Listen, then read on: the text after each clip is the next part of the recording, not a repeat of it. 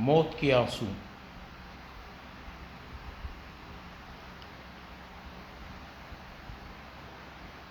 ये कवर चित्र है दोस्तों।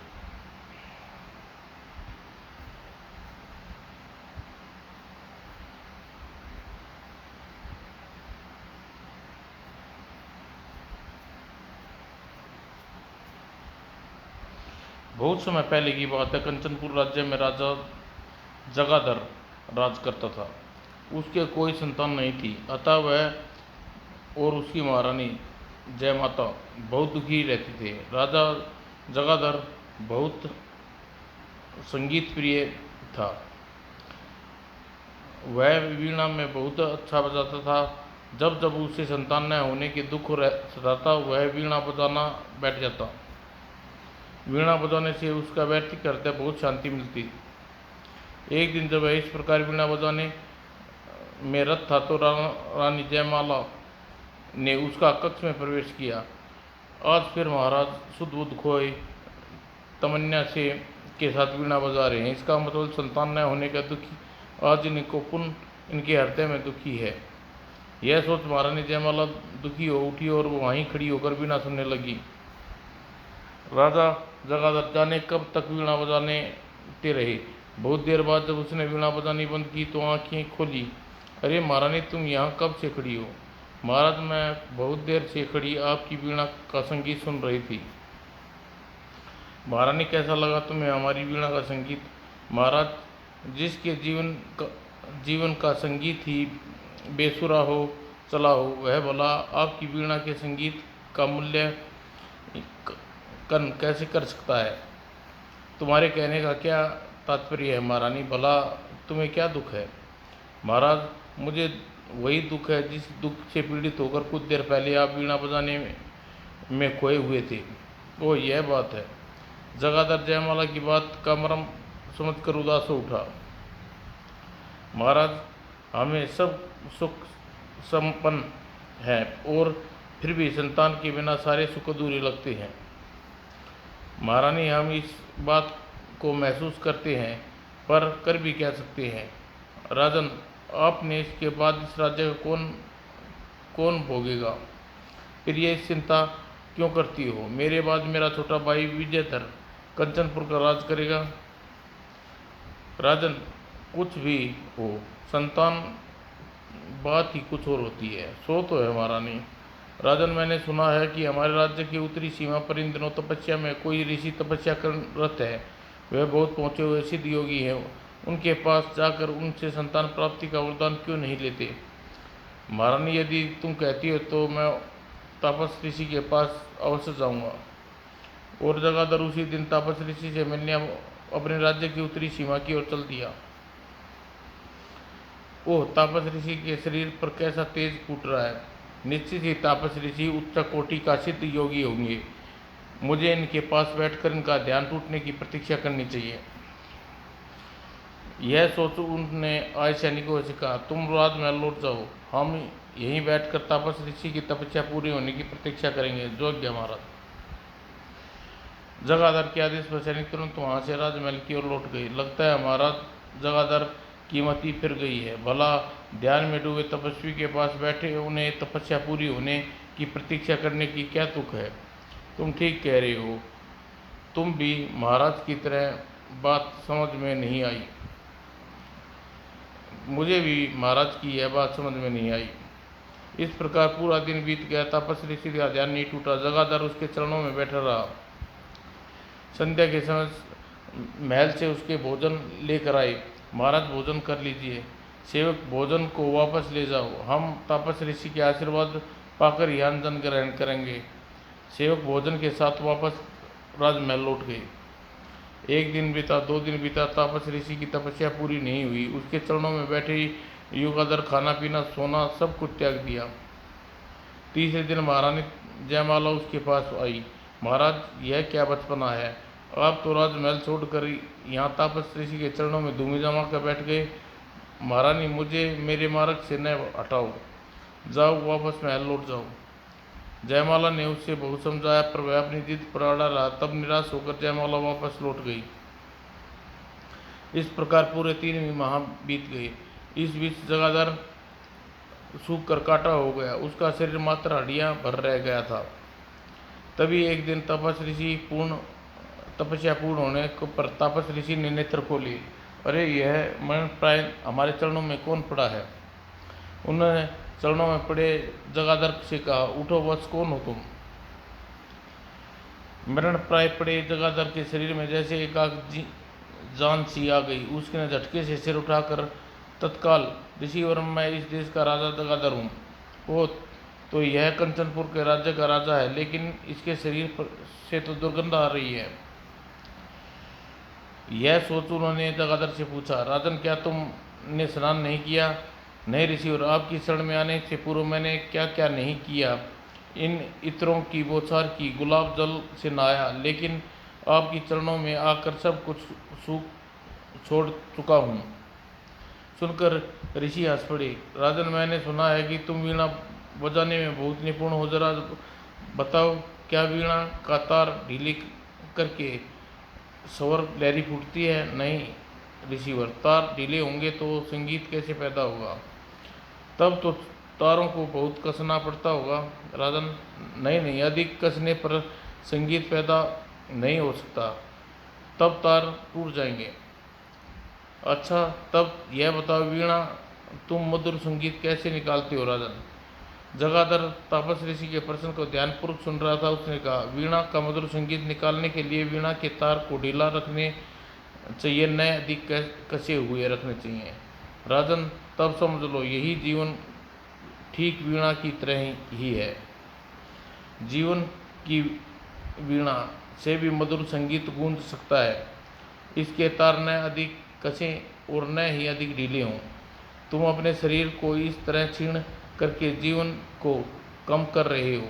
यह सोचो, बिना स्वस्थ शरीर के क्या संभव है? क्या तुम जीवन में भी जो भी पाना चाहते हो, उस स्वस्थ शरीर का होना आवश्यक है। ऋषि, और आपने तो बड़ा ही सरल भाषा में जीवन की गूढ़ता समझा दिया। मुझे क्षमा करें, मैं गलत पथ पर था। राजन, आप दो गुणों, एक गुण तो यह है कि आप पूरी तल्लीनता और श्रद्धा के साथ प्रत्येक कार्य करते हैं। दूसरा गुण यह है कि आप अपनी गलती मानने में संकोच नहीं करते। आपके दोनों गुणों को देखकर मैं आपके बहुत प्रसन्न हूँ। बताओ, आप मेरे पास क्या इच्छा लेकर आए हो? ऋषिवर, मेरे कोई संतान नहीं है, मैं एक पुत्र की अभिलाषा लेकर आपके पास आया हूँ। राजन, तुम्हारी अभिलाषा उससे पूर्ण होगी। 1 वर्ष के भीतर तुम्हारी महारानी अत्यंत सुंदर बलशाली अजय पुत्र को जन्म देगी। ओह, यह आशीर्वाद देकर आपने मेरी धोली खुशियाँ से ही खुशियाँ भर दी ऋषिवर। तब तामस ऋषि ने स्नेहपूर्वक जगाधर के सिर पर हाथ रखा और अगले ही पल जगाधर पहले की तरह हष्टपुष्ट व स्वस्थ हो गया। तत्पश्चात, राजन, जाओ, अब जाकर अपना राजकाज संभालो। जो आज्ञा ऋषिवर। ऋषि को श्रद्धा प्रणाम कर जगाधर वहाँ से वापस अपने राज्य लौट गया। इस घटना के ठीक 1 माह पश्चात, राजन, आपने एक खुशखबरी है, मैं माँ बनने वाली हूँ। ओह महारानी, तापस ऋषि का दिया आशीर्वाद फलीभूत होने जा रहा है। जगाधर जयमाला खुशी का कोई और छोर न था। उचित समय पर महारानी जयमाला ने एक सुंदर और राष्ट्रपुत पुत्र को जन्म दिया। महाराज बताइए, महारानी ने पुत्र को जन्म दिया है। ओह मेरे भाग्य, आखिर तूने मेरी सुन ली। खुशी की आवाज़ में जगाधर सच्चे मोतियों की माला उपहार मितासी को दी। जगाधर उसी समय महारानी जयमाला के पास पहुँचे। महाराज, जरा दिखाओ तो हमारा बेटा कैसा है? महारानी जयमाला ने मुस्कुराते नवजात शिशु को जगाधर की गोद में दे दिया। वाह महारानी, हमारे पुत्र की आंखें मृग जैसी बड़ी बड़ी कजरारी व प्यारी हैं। इसका नाम मृग नयन रखेंगे। तभी इंद्र देवसी के दरबार में इंद्र कह रहे थे, कुछ मालूम है देवराज? पृथ्वी पर कंचनपुर राज्य में राजा के यहाँ एक पुत्र ने जन्म लिया होगा। मुझे इससे क्या लेना देना? ऐसा न कहो देवराज, आप यह नहीं जानते कि तपस ऋषि ने उस शिशु को अजय होने का आशीर्वाद दिया है। अच्छा हाँ देवराज इंद्र, वह बड़ा होगा तो पृथ्वी, आकाश और पताल उसे कोई जीतने वाला न होगा, वह अजय रहेगा। इसका मतलब तो यह हुआ कि हम भी उसे जीत नहीं पाएंगे। हाँ देवराज, आपने ठीक समझा। मैं आपको इसी बात को बताने आया था। अब अपनी सुरक्षा का जिम्मा आपके ये सिर पे है। नारद की बात सुनकर इंद्र सोच में पड़ गया। उसे इस प्रकार सोच में देख नारायण नारायण। देवराज, आपको आने वाले खतरे से सचेत करना मेरा फर्ज था, वह मैं पूरा कर चला। अब मुझे आज्ञा दीजिए। इंद्र को प्रणाम करके नारद वहाँ से जाने को प्रस्थान हुआ। नारद के चले जाने गए इंद्र दुविधा में डाल गए। मुझे ऐसा कौन सा उपाय करना चाहिए जिससे राजा जगाधर का पुत्र बड़ा होकर मुझे न हरा सके। सोचते सोचते उसने एक उपाय समझ में नहीं आया। सहसा उसके मस्तिष्क में एक विचार उभरा, क्यों न मैं अपने बल से जगाधर पुत्र की आंखें की ज्योति छीन लूं। उसे अंधा हो जाने पर वह मुझे प्राप्त नहीं कर पाएगा। इंद्र उसी समय पृथ्वी लोक पर कंचनपुर पहुंचा। यह तो यही है वह शिशु जो अजय है। इंद्र ने अपने दायां हाथ शिशु की ओर कर दिया। अगले ही पल तीव्र विद्युत तरंगे नवजात शिशु की आंखें की दोनों पुतलियां जल गई। शिशु की यह दशा देख अब मुझे अंधे शिशु से कोई प्रकार का भय नहीं रहा। अब आंखें खोकर यह अजय कैसे बन सकता है। संतुष्ट हो अजय इंद्र वापस इंद्रलोक लौट गया। इधर प्रातः होने पर महारानी जयमाला अपने बगल में लेटे पुत्र की ओर देखा नहीं, वह मूर्छित होकर शैया पर गिर पड़ी। जब उसे होश आया, महारानी कैसी हो तुम? कुछ देर पहले मूर्छित हो गई। महाराज मृगनयन की आंखें दुखी किए दिखता के कारण जयमाला का गला रुक गया। उससे बोला न गया। उसकी यह दशा देख जगाधर ने कहा, महारानी हमें सब मालूम हो गया है। युवराज की दोनों आंखें पुतलियां जल गई हैं। महाराज, यह क्या हो गया? हमारा इकलौता पुत्र अंदर कैसे हो गया? महारानी, शायद हमारे पुत्र को के हमारे पूर्व जन्म के पाप इस जन्म में उदय हो रहे हैं। इसी फलस्वरूप भगवान ने मृग नयन की आंखें की रोशनी छीन ली। ओह मृग नयन, मेरे बेटे, तू अंधा होकर कैसे अपना जीवन बिताएगा? इतना कहकर जयमाला फूट फूट कर रोने लगी। यह समाचार सुन जगाधर के छोटे भाई विषाधर को बहुत खुशी हुई। वह अपनी पत्नी श्रीलता से बोला, चलो अच्छा हुआ मृगनयन अंधा हो गया। अब मेरा पुत्र विलोचन ही कंचनपुर का राजा बनेगा। आप ठीक कह रहे हैं स्वामी। भला अंधा मृगनयन बड़ा होकर राजकाज कैसे संभालेगा? इधर जयमाला भी पूरी लगन से अपने मृगनयन की लालन पोषण करने लगी थी। उधर जगाधर में मृगनयन के अंधा हो जाने से बहुत दुखी रहने लगा। भगवान, तूने यह क्या किया? मेरे पुत्र क्या किया? पुत्र दिया तो वह अंधा कर दिया। मैंने कितने प्यार से इसका नाम मृगनयन रखा था। निष्ठुर, कम से कम उस नाम की तो लाज रखता। धीरे दिन गुजरने लगे। मृगनयन अब बड़ा हो चला था। जयमाल उसका पूरा ध्यान रखती और मृगनयन इस प्रकार इधर उधर जाने की कोशिश करता। ओह मेरा बेटे, जरा बच के। इस प्रकार 5 वर्ष बीत गए। जगाधर पुत्र के अंधा हो जाने के गम में दिल से लगा बैठा और इसी गम में भूलकर वह रोग शैय्या पड़ा रहा। इसी गम में घुलते घुलते एक दिन सोया रह गया। भू पिताजी, महाराज पिताजी मुझ वैज्ञानिक को अकेला छोड़ गए। और इधर विद्याधर श्रीलता से कह रहा था, श्रीलता, घी के दिए जलाओ, आज तो खुशी का दिन है। स्वामी, सचमुच आज खुशी का दिन है। जगाधर रूपी एक दीवार हमारे रास्ते से समय हट गई। मृगनयन रूपी दीवार को गिराना बाकी है। बड़े ही दुख की वातावरण में राजा जगाधर का अंतिम संस्कार किया गया। तत्पश्चात अंधे मृगनयन को कंचनपुर की राजगद्दी पर बिठाया गया। कंचनपुर निवासियों, राजगुरु ज्योतिनंद घोषणा करता हूँ कि आज से युवराज मृगनयन कंचनपुर का राजा है। इसके वैश्य कोने तक महारानी इसका मार्गदर्शन करेंगी। लोग हर्ष की ध्वनि में राजगुरु की इस घोषणा का अनुमोदन किया। दरबार में बैठे श्रीलता यह देख विद्याधर से बोली, स्वामी, मृगनयन को राज सिंहासन पर बैठा देख मेरे दिल में सांप सा लौट रहा है। इस सिंहासन पर मेरे पुत्र विलोचन को बैठना होना चाहिए था। श्रीलता धीरज रखो, जितना उतावला होना ठीक नहीं, ठंडा करके खाने में जो भलाई है, तुम्हारा यह सपना साकार होगा। सिद्धि शतरंज की गोटियां फेंकने वाला हूँ, जिससे फंसकर मेरे नैन पानी भी नहीं मांग सकेगा। तब तुम्हारा बेटा राज सिंहासन को सुशोभित करेगा। दूसरी ओर जयमाला खड़ी होकर दरबार में कह रही थी, कंचनपुर के निवासी स्वर्गीय महाराज मेरे और मेघनैन के कंधों पर कंचनपुर की देखभाल का दायित्व डाल गए हैं। मैं आपको वचन देती हूँ कि मेघनैन आजीवन कंचनपुर के हित के कार्य करता रहेगी। और जयमाला की इस घोषणा से पीप दरबारी हर्षोन्नाद किया। अब मेघनैन जयमाला के निर्देशों पर कंचनपुर का राजकाज चलाने लगा। माँ मौसम विशेषज्ञ कहते हैं, इस बार अकाल पड़ने की संभावना। अकाल से बचने के लिए क्या किया जाए? बेटे, अकाल से बचने के लिए राज्य में बावड़ी, नहरें, जलाशय इत्यादि खुदा दो। वर्षा आने पर वे सब पानी भर जाएंगे और हम बड़ी आसानी से अकाल का सामना कर सकते हैं। इसी प्रकार दिन गुजरते रहे। एक दिन जब मेघनैन तैयार होकर दरबार में जाने रहा था तो उसे ठोकर लगी। आह! और पीछे पीछे चले आ रहे विलोचन दौड़कर उसके पास आया। हा हा हा! उसे इस प्रकार हंसते देख जयमाला उसे डांटा, विलोचन, मेघनैन गिर गया है और तुम इस प्रकार हंस रही हो, तुम्हें उनसे जरा सी भी चेष्टा नहीं है? हा हा हा! जयमाला का कथन सुनकर विलोचन पृथ्वी पर गिरे मेघनैन की अपेक्षा से देखता।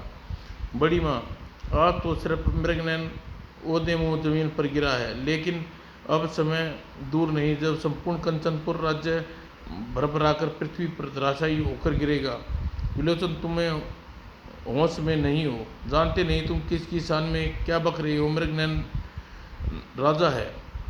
आप ठीक कह रही हैं बड़ी माँ, मेघनैन इस देश का राजा है, पर एक अंधा राजा है। विलोचन, चुप रहो। तुम अब एक शब्द बोले तो मुझसे बुरा कोई नहीं होगा। तब मेघनैन ने उसे दोनों की वार्तालाप में हस्तक्षेप किया। बड़ी माँ, बड़े भैया विलोचन को जो कहना था उन्हें कहने दो, कृपया इन्हें बोलने से मत रोको। मेघनैन ने विलोचन से कहा, बड़े भैया, क्या तुम्हारी राय में मुझे कंचनपुर का राजा नहीं बनना चाहिए था? और क्या, तुम अंधे हो?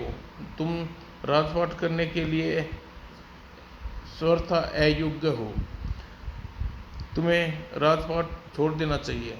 राजा का असली हकदार तो मैं हूँ, तुम्हारे जैसे नेत्रहीन राजा को राज करने का अधिकार नहीं। विलोचन की बात सुनकर मेघनैन को चेहरा गुस्से से तनमना उठा, लेकिन अगले ही पल उसका क्रोध शांत हो गया। मुस्कुराकर विलोचन से बोला, बड़े भैया, शायद तुम ठीक कह रहे हो। माँ, मुझे वापस मेरे कक्ष में ले चलो। यह तुम क्या कह रहे हो मेघनैन? दरबार का समय हो गया, दरबार में सब तुम्हारी बाट जो रहे हैं। माँ, अब मैं दरबार नहीं जाऊंगा। मेरी आंखी की रोशनी वापस लौट आएगी। मैं अंधे राजा के रूप में कंचनपुर का राज्य नहीं करना चाहता। बेटा, जयमाला जान गई कि विलोचन कठोर बातें मेघनैन के दिल में ठेस लगी हैं। अतः मेघनैन बार बार कहने पर उसका हाथ पकड़ा और उसे कक्ष की ओर वापस ले चली। जिसे जाते देख विलोचन मुस्कुरा उठा। विलोचन की मेघनैन को बात चुभ गई। उसी रात वह निर्जीवन में चला गया। मैं यहाँ एकांत में शिव को भगवान की प्रशंसा कर घोर तपस्या करूँगा। वह उसी समय ध्यान लगाकर शिव की आराधना में लीन हो गया। ओम नमः शिवाय। जब सुबह होने पर जयमाल प्रतिदिन की बातें मेघनैन के कक्ष में आई। मेघनैन अपनी शैया पर नहीं है, वह सुबह सुबह कहाँ चला गया? जयमाला ने चारों तरफ मेघनैन की खोज की, पर महल में कहीं भी न मिला। वह देखकर बुरी तरह घबरा उठी। कहाँ गया मेघनैन? कल तो विलोचन के व्यवहार से स्तुंग था, कहीं उसकी बात की वजह से वह कुछ कर न बैठे। यह सोच वह बुरी तरह भयभीत हो उठी। अब राज्य में चारों ओर गुप्तचरों द्वारा मेघनैन की खोज करवाई गई। गुप्तचरों ने हाथ सफलता लगी। क्षमा करें राजमाता, बहुत खोजने पर भी महाराज मेघनैन हमें नहीं मिले। ओ, कहाँ गया होगा मेरा लाल? कहते कहते उसका गला रुक गया। इधर विद्याधर और शकुंतला श्रीलता खुश होकर विलोचन से कह रहे थे, शाबाश बेटा, तुमने अच्छा किया जो कल मृगनयन को जली कटी सुना डाली। विलोचन, अब तुम्हारा कंचनपुर का राजा बनना पक्का है। अंधा मृगनयन राज्य छोड़कर जा चुका है, जल्दी ही इधर उधर भटक कर मर खप जाएगा। अब तुम कंचनपुर के राजा बनोगे। उधर मृगनयन घोर तपस्या में रीत था। ओम नमः शिवाय। धीरे धीरे इसी प्रकार एक माह व्यतीत हो गया। इधर विद्याधर राजगुरु ज्योतिनंद के पास पहुंचा। राजगुरु, कंचनपुर के लिए यह बात शोभा नहीं देने अयोग्य है। कौन सी बात शोभा देने अयोग्य है श्रीमान? यदि यही कि उचित सुपात्र के होते हुए भाभी जयमाल कंचनपुर का राजकाज देखे, क्या इस कार्य के लिए मेरा पुत्र विलोचन का हक नहीं बनता? श्रीमान विद्याधर, राजमाता जयमाल से बड़ी विषम परिस्थितियों में राजकाज संभाला हुआ है। महाराज मृगनयन का कुछ अता पता नहीं है। 5 वर्ष तक महाराज मृगनयन के वापस लौट आने की प्रतीक्षा की जाएगी। यदि वे इस अवधि में लौट कर नहीं आए तो तुम्हारे पुत्र को इस देश का नया राजा दिए जाने के विषय में सोचा जा सकता है, अन्यथा नहीं। वो तो इसका मतलब यह हुआ कंचनपुर की राजगद्दी हटाने के लिए भी पूरे 5 वर्ष की प्रतीक्षा करनी होगी। इस प्रकार एक माह बीता। वन में घोर तपस्या करते हुए मृगनयन का शरीर बिल्कुल जर्जर हो गया। एक दिन अचानक शिव भगवान प्रकट हुए। वह इस प्रकार अपना शरीर क्यों नष्ट कर रहे हो? मैं तुम्हारी तपस्या से प्रसन्न हूँ। जो मन वांछित फल मांगना चाहते हो मांग लो। प्रभु, कुछ मांगने से पहले मैं आपसे पूछना चाहता हूँ, बताइए मैंने ऐसा कौन सा अपराध किया था जो मैं अंधा मेरा ऐसा क्या कसूर है जो मैं अपनी आंखें से सुंदर दुनिया को नहीं देख सकता? सुनकर शिवजी मुस्कुराए। इसमें तुम्हारा कोई अपराध नहीं है वत्स, यह सब इंद्र का किया धरा है।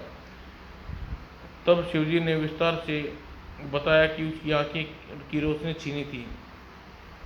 शिव की सारी कथा जानकर, भगवान, अब मैं आपसे कुछ मांगना चाहता हूँ। मांगो वत्स, मैं तुम्हें मन वांछित फल देने के लिए यहाँ आया हूँ। भगवान, मेरे शरीर तो पहले की तरह स्वस्थ हो जाए, मुझे दिव्य चक्षु प्राप्त हों और मैं भगवान, मुझे देवता, दानव, मनुष्य या कोई प्राणी न मार सके। बस तुम्हारी यह बातें मुझे स्वीकार हैं, लेकिन न मार पाने की बात समझ में नहीं आई। जो संसार में आया है उसकी मृत्यु निश्चित है, इसलिए तुम अमर होने का वरदान कैसे दे सकता हूँ? इतना वरदान अवश्य दे सकता हूँ कि तुम चाहोगे तभी तुम्हारी मृत्यु को प्राप्त होगी, अन्यथा नहीं। ठीक है प्रभु, मुझे ऐसा ही वरदान दे दिए। तथास्तु, अब सब मनोकामना पूर्ण होगी। कहकर शिवजी मृगनयन की आंखों पर हाथ रखा। कुछ देर बाद उन्होंने मृगनयन के हाथों पर हाथ हटाया। ओह भगवान, आंखें पाने के सबसे पहले आपके दर्शन हो गए। मुझे सौभाग्यशाली इस दुनिया में कोई नहीं होगा। मृगनयन शिवजी के चरणों में गिर पड़ा। उसकी आंखें आनंद श्रद्धा बह उठी। शिवजी ने मुस्कुराते हुए मृगनयन को अपने चरणों से उठाया। मृगनयन, तुम्हें अंधा बनाकर इंद्र ने तुम पर घोर अत्याचार किया था। उस अत्याचार का बदला नहीं लोगे? क्यों नहीं लूँगा भगवान, मैं इंद्र को परास्त करना चाहता हूँ। तब ठीक है, बस हम तुम्हारे लिए इसी समय एक विशाल सेना उत्पन्न करते हैं। तुम उस सेना के साथ इंद्रलोक पर चढ़ाई कर दो, जीत तुम्हारी होगी। शिव के कहने पर की देर थी, अगले पल वहाँ अस्त्र शस्त्र सुसज्जित एक विशाल सेना उपस्थित थी। शिव की माया से वहाँ एक ऐसी अद्भुत सीढ़ी का निर्माण हुआ जो पृथ्वी लोक से सीधा इंद्रलोक तक जाती थी। मृगनयन, इस सीढ़ी से तुम व तुम्हारी सेना बड़ी आसानी से इंद्रलोक जा सकती है। आपने तो सब कुछ दे दिया प्रभु, अब एक विनती स्वीकार कर लीजिए। जो विशाल सेना आपने मुझे दी है, मैं चाहता हूँ यह सेना मेरे ही पास रहे और इसे वापस न ले। ठीक है, ऐसा ही होगा। तब मृगनयन को आशीर्वाद दे शिव अंतर्ध्यान हो गए और शिव द्वारा उत्पन्न हुई विशाल सेना के साथ मृगनयन इंद्रलोक तक जाने वाली सीढ़ी चढ़ने लगा। उधर इंद्रलोक में खड़े इंद्र आश्चर्यजनक कोई छोड़ना था, यह सीढ़ी कहाँ से आई? तभी नारायण नारायण नारद जी हैरत में डूबे हुए इंद्र के पास पहुंचा। देवराज, किस दुचिंता में डूबे खड़े हो? देवऋषि, मैं इन सीढ़ियों को देखकर चिंतित हूँ, न जाने यह सीढ़ी कहाँ से है। देवराज, यह साधारण सीढ़ी नहीं, अब यह सीढ़ी आपकी हार का कारण बनने वाली है। क्या मतलब? देवराज, यह सीढ़ी भगवान शिव की माया से उत्पन्न हुई है। इन सीढ़ी पर चढ़कर तुम्हारा दुश्मन कुछ ही देर बाद यहाँ पहुँचने वाला है। मेरा दुश्मन? कौन सा दुश्मन?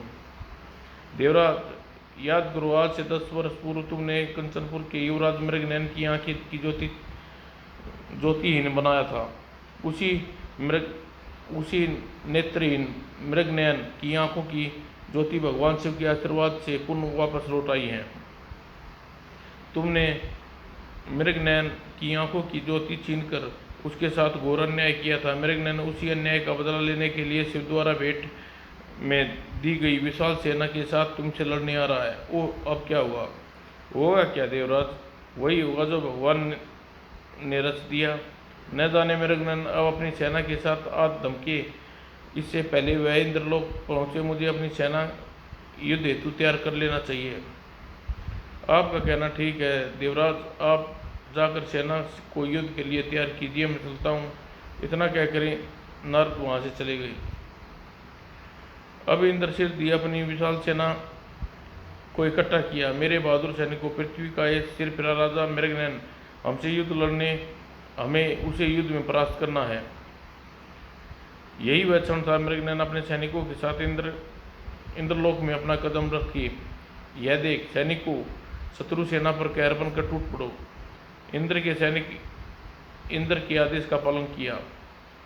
पर मृगनयन की सेना तो शिव सेना से उत्पन्न होती, अतः इंद्र की सेना को धधकती हुई आगे बढ़ती चली गई। आश्चर्य है, मेरी विश्व विजय सेना मृगनयन की सेना को खिलौने की तरह खेलती हुई आगे बढ़ी चली आ रही है। तभी मृगनयन ने इंद्रलोक में कदम रखा। इंद्र, तुमसे युद्ध करने के लिए तैयार हो, मुझसे युद्ध करने के लिए तैयार हो जा। यह तो मृगनयन है। इंद्र मृगनयन के बीच घोर संग्राम हुआ।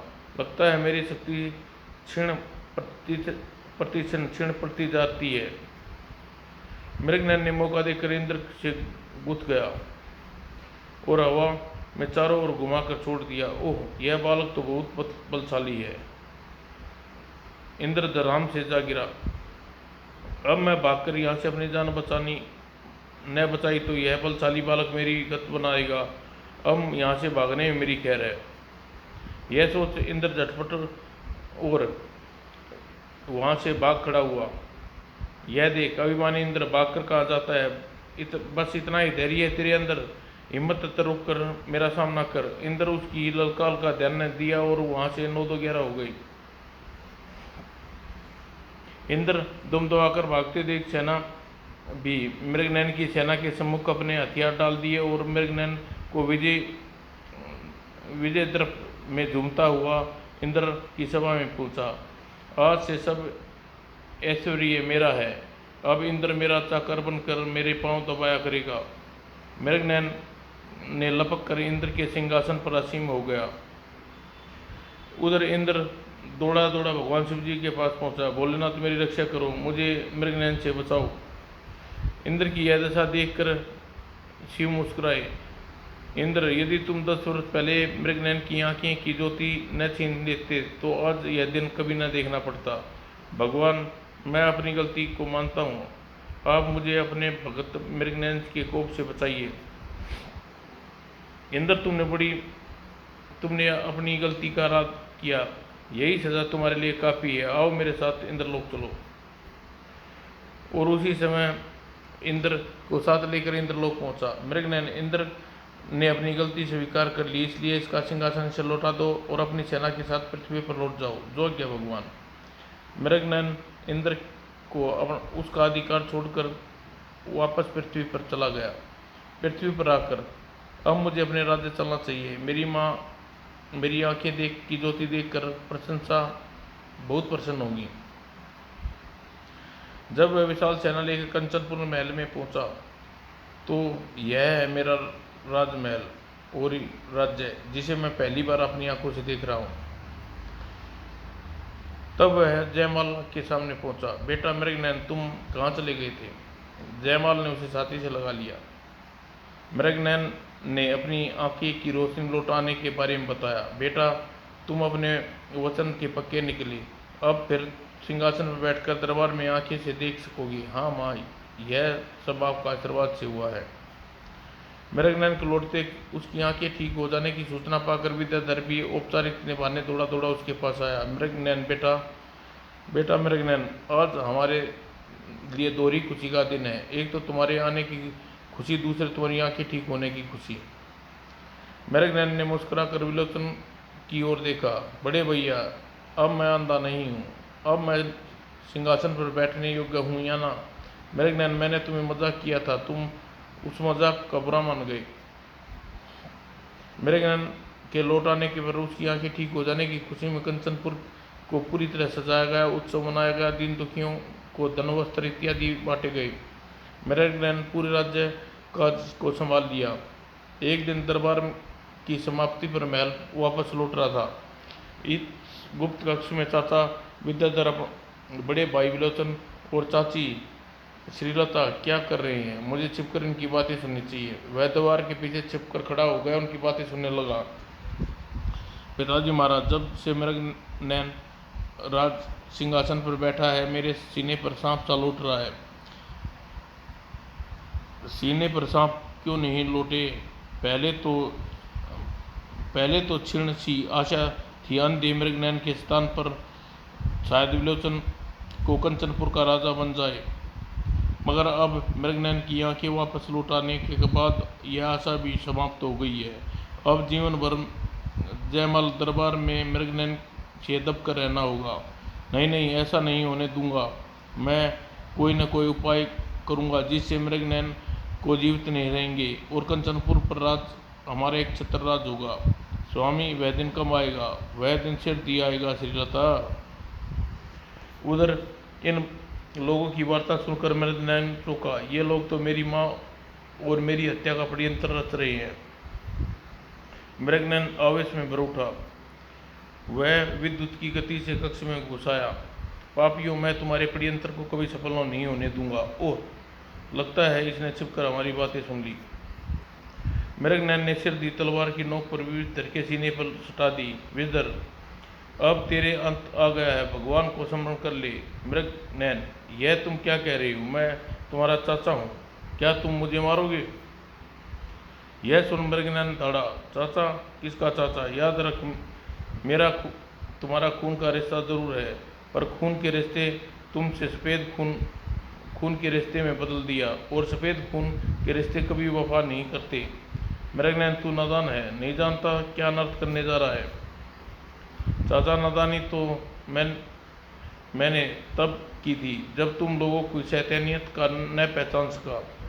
अब तुम अपनी उस नादानी को सुधार लेना चाहता हूँ।